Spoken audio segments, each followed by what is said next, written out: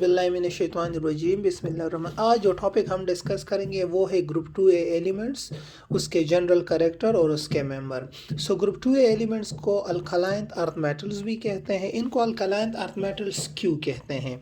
इनको alkaline earth metal इसलिए कहते हैं जब इनके ऑक्साइड्स आप वाटर में मिलाए तो ये जनरली बेसिस बनाते हैं, अल्कलाइन सॉल्यूशंस बनाते हैं। और दूसरी बात, ये जनरली फ्री नहीं होते, अर्थ क्रस्ट में होते इन द फॉर्म ऑफ ओर्स। फिर ओर्स किसको कहते हैं? वो मिनरल जिसमें मेटल मौजूद होता है और आप उस मेटल को उसको निकालते हो by a process called metallurgy, तो उसको हम जनरली और कहते हैं। So do not exist free in nature नहीं होते due to high reactivity, so always in the form of compounds होते हैं। इसके कुछ और होते हैं, और वो चीज़ें जिससे आप मेटल्स निकालते हो: dolomite, calcium carbonate, magnesium carbonate, magnesite, magnesium carbonate, gypsum, calcium sulphate into 2 जो बाय हाइड्रेटेड है। ठीक है। फिर alkaline earth metal consist of the following member: beryllium, magnesium, बड़े मगरमच्छ का सर बड़ा। ठीक है। इसमें रेडियम जो है ये रेडियो एक्टिव है क्योंकि इसका एटॉमिक नंबर 82 से ज़्यादा है, और ये जो बाकी है ये नॉर्मल एलिमेंट से। बेरिलियम अगर देखें 104 है, फिर 8 जमा करें मैग्नीशियम, फिर 8 जमा करें कैल्शियम, फिर 18 जमा करें तो सिलिकॉन, फिर 18 जमा करें तो बेरियम, फिर 32 जमा करें तो रेडियम आ जाएगा। इसके वैलेंस इलेक्ट्रॉनिक कन्फिग्रेशन NS2 होता है। N का मतलब है कि पीरियड नंबर कौन सा है, और S का मतलब है कि इसके S सब शेल में 2 इलेक्ट्रॉन्स होते हैं वैलेंस सब शेल में। अगर आप इनकी बात करें ट्रेंड इन एटॉमिक प्रॉपर्टीज या चेंज, अगर आप atomic size, electro affinity, shielding effect या आयोनाइजेशन एनर्जी की बात करें, एटॉमिक साइज जो होता है अल्कलाइन अर्थ मेटल का डाउन द ग्रुप इंक्रीज होता है। क्यों इंक्रीज होता है? इसलिए इंक्रीज होता है क्योंकि इसका जो साइज है वो क्या होता है, due to increase in number of shell. जब नंबर ऑफ शेल बढ़ते हैं ऑटोमेटिकली इसका जो साइज है वो भी बढ़ता है। नेक्स्ट आपका है इसकी जो है, and that is electronegativity. Electronegativity alkaline earth metals की क्या होती है? डाउन द ग्रुप डिक्रीज होती है ड्यू टू इंक्रीज इन क्या, एटॉमिक साइज। क्योंकि down the group size increase होता है, इनकी इलेक्ट्रोनेगेटिविटी जो है वो डिक्रीज होती है क्योंकि इलेक्ट्रॉन डोनेटिंग इफेक्ट ज़्यादा होता है। ठीक है। बेरिलियम की जो इलेक्ट्रोनेगेटिविटी है वो सबसे ज़्यादा है, 1.5 है, और जो रेडियम है उसकी इलेक्ट्रोनेगेटिविटी सबसे कम है, 0.9 है। इलेक्ट्रॉन एफिनिटी की अगर हम बात करें इलेक्ट्रॉन एफिनिटी भी डाउन द ग्रुप डिक्रीज होती है क्योंकि साइज इंक्रीज होता है। जब साइज इंक्रीज होता है तो इलेक्ट्रॉन एफिनिटी ऑटोमेटिकली डिक्रीज होती है।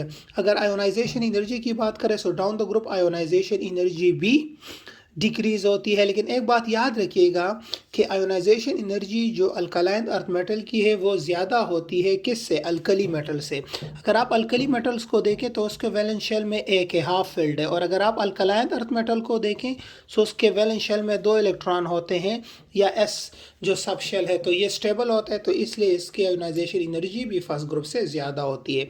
अगर आप शील्डिंग इफेक्ट की बात करें shielding effect alkaline earth metal का इंक्रीज होता है डाउन द ग्रुप। क्यों? क्योंकि due to increase in atomic size या नंबर ऑफ शेल इंक्रीज होते हैं। फिर एक और सवाल आता है पेकुलर बिहेवियर ऑफ बेरिलियम के। बेरिलियम जो है इसकी कुछ प्रॉपर्टीज डिफरेंट होती है बाकी एलिमेंट से। क्यों डिफरेंट होती है बेरिलियम की? इसलिए डिफरेंट होती है क्योंकि बेरिलियम का साइज सबसे छोटा होता है, इलेक्ट्रोनेगेटिविटी सबसे ज़्यादा है, इसमें डी सब शेल नहीं होता, चार्ज डेंसिटी इसकी ज़्यादा होती है। मतलब अगर आप देखें बेरिलियम +2। फजान रूल ये कहता है कि जब किसी मेटल का साइज छोटा होता है तो वो कोवेलेंट बॉन्ड बनाता है इंस्टेड ऑफ आयोनिक बॉन्ड। क्यों? क्योंकि इसकी चार्ज डेंसिटी ज़्यादा होती है, जिसकी वजह से ये आयोनिक के बजाय ये मेटल कोवेलेंट बॉन्ड बनाता है। बेरिलियम का जो ऑक्साइड है वो एम्फोटेरिक होता है। बेरिलियम क्लोराइड जो होता है वो कोवेलेंट होता है। क्यों? Due to high charge density of किसकी? बेरिलियम की। ठीक है। नेक्स्ट जो है हमारा दैट इज कि अब इसकी जो फिज़िकल प्रॉपर्टीज़ है कि इसकी फ़िज़िकल प्रॉपर्टीज़ में क्या फ़र्क पड़ेगा, या इसकी फ़िज़िकल प्रॉपर्टीज़ में कौन सा चेंज आएगा, कौन सा चेंज नहीं आएगा, वो हम डिस्कस करेंगे।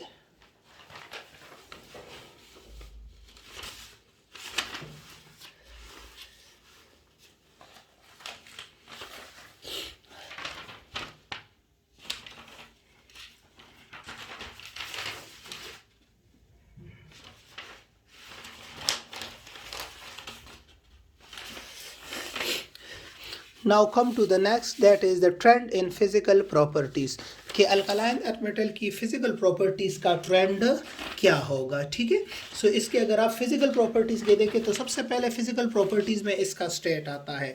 अगर आप इसके स्टेट की बात करें, सो जितने भी अल्कलाइन अर्थ मेटल है ये जनरली सॉलिड स्टेट में होते हैं क्योंकि मेटल्स होते हैं। दूसरी बात कि ये हार्डर होते हैं as compare to alkali metal due to strong metallic bonding. अगर मेल्टिंग एंड बॉइलिंग पॉइंट की बात करें, so down the group decrease होता है। क्यों?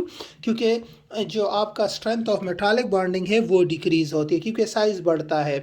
Melting and boiling point alkaline earth metal का ज़्यादा होता है अल्कली मेटल से due to small size and strong metallic bonding. अगर आप डेंसिटीज़ की बात करें, so density alkaline earth metal की डाउन द ग्रुप क्या होती है? इंक्रीज होती है। क्यों इंक्रीज होती है? क्योंकि एटॉमिक मास एटॉमिक वॉल्यूम के मुकाबले में ज़्यादा इंक्रीज होता है। अगर आप कंडक्टिविटी की बात करें, तो तमाम के तमाम मेटल्स गुड कंडक्टर हैं क्योंकि इनमें फ्री इलेक्ट्रॉन्स होते हैं। अगर आप केमिकल प्रॉपर्टीज़ की स्ट्रेंथ की बात करें, सो सबसे पहले रिएक्टिविटी आती है। So reactivity of alkaline earth metals जो होती है ये इंक्रीज होती है down the group.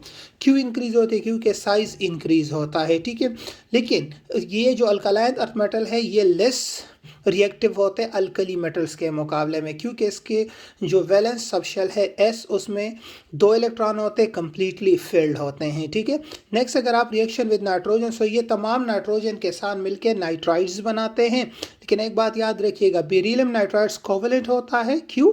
Due to small size and high electron. बाकी जो है वो आयोनिक होते हैं। अगर आप क्लोरीन के साथ करें तो ये क्लोरीन के साथ मिलके क्लोराइड्स बनाते हैं सारे। लेकिन उसी तरह बेरिलियम का क्लोराइड कोवेलेंट होता है क्योंकि फैजान रूल ये कहते हैं कि जब साइज छोटा हो, इलेक्ट्रोनेगेटिविटी ज़्यादा हो, तो मेटल भी कोवेलेंट बॉन्ड बना सकता है। बाकी आयोनिक होते हैं। अगर आप वाटर के साथ करें, ये ऑक्सीजन के साथ करें, सो तमाम के तमाम ऑक्सीजन के साथ मिलके ऑक्साइड्स बनाते हैं। लेकिन ऑक्साइड्स ये नॉर्मल भी बना सकता है और परऑक्साइड भी बना सकता है। अगर आप यहाँ पे देखें, सो बेरिलियम नॉर्मल ऑक्साइड बनाता है क्योंकि -2 ऑक्सीडेशन स्टेट है, मैग्नीशियम भी, कैल्शियम भी। लेकिन स्ट्रोंशियम और बेरियम जो है ये पर ऑक्साइड्स बनाता है। सुपर ऑक्साइड इसलिए नहीं बना सकता क्योंकि इनके साइज छोटे होते हैं। जब साइज छोटे होते हैं तो ये ज़्यादा ऑक्सीजन को एकोमोडेट नहीं कर सकते। नेक्स्ट जो आपका है रिएक्शन विद वाटर, जितने भी है ये तमाम वाटर के साथ मिलके जनरली ऑक्साइड्स बनाते हैं, लेकिन मैग्नीशियम हाइड्रोक्साइड्स भी बना सकते हैं। मैग्नीशियम हाइड्रोक्साइड कूल कंडीशन पे बनाता है, लेकिन जब टेम्परेचर हाई होता है तो वो ऑक्साइड बनाता है।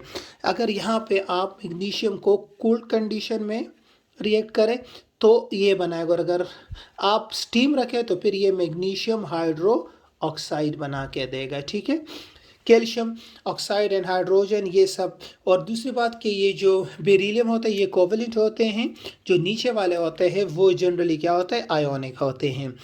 फिर नेक्स्ट जो है solubility of sulphate, carbonate and hydroxides of alkaline earth metal क्या है down the group.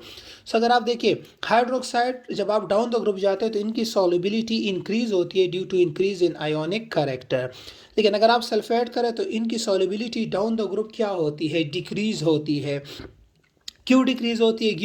Due to large size of sulphate. इसी तरह कार्बोनेट की भी जो आपके पास सॉल्युबिलिटी है डाउन द ग्रुप क्या होती है? ये डिक्रीज होती है। ये जो बेसिकली कार्बोनेट जितने भी है बेसिकली इनसॉल्युबल होते हैं वाटर में, ये सॉल्युबल होते हैं एसिडिक मीडियम में। क्यों? क्योंकि साइज बड़ा होता है। नेक्स्ट आपका कि हाइड्रोक्साइड्स, अच्छा एक और बात याद रखिए कि जो हाइड्रोक्साइड है सेकंड ए ग्रुप के, ये लेस बेसिक होते हैं as compare to first A group क्योंकि along the period basic character decrease होता है और एसिडिक करेक्टर इंक्रीज होता है।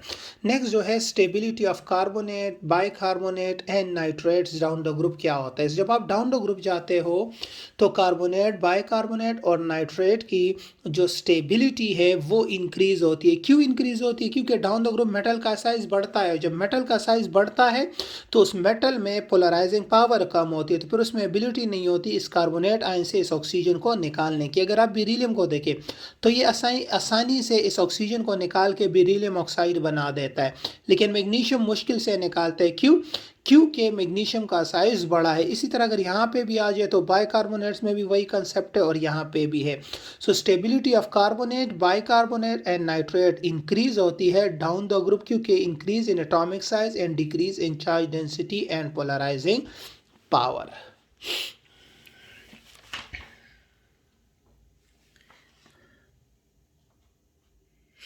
नेक्स्ट आपका एक शॉर्ट आंसर है कि वाई बेरिलियम जो ऑक्साइड है कि वाई ये क्यों एम्फोटेरिक होता है। सो बेरिलियम हाइड्रोक्साइड जो होता है ये एम्फोटेरिक इसलिए होता है क्योंकि ये एसिड के साथ भी रिएक्ट कर सकता है और बेस के साथ। एसिड के साथ रिएक्ट के सॉल्ट बनाता है और बेस के साथ रिएक्ट करके कम्प्लेक्स बनाता है, ठीक है, सोडियम बेरेलाइट बनाता है। पोलराइजिंग पावर किसकी ability of cation to distort anion, और टेंडेंसी ऑफ एनाइन जो एनाइन कहते हैं नेगेटिव आयन को ऑफ एनाइन, ये साथ है। To polarise by cation is called polarisability कहते हैं, ठीक है।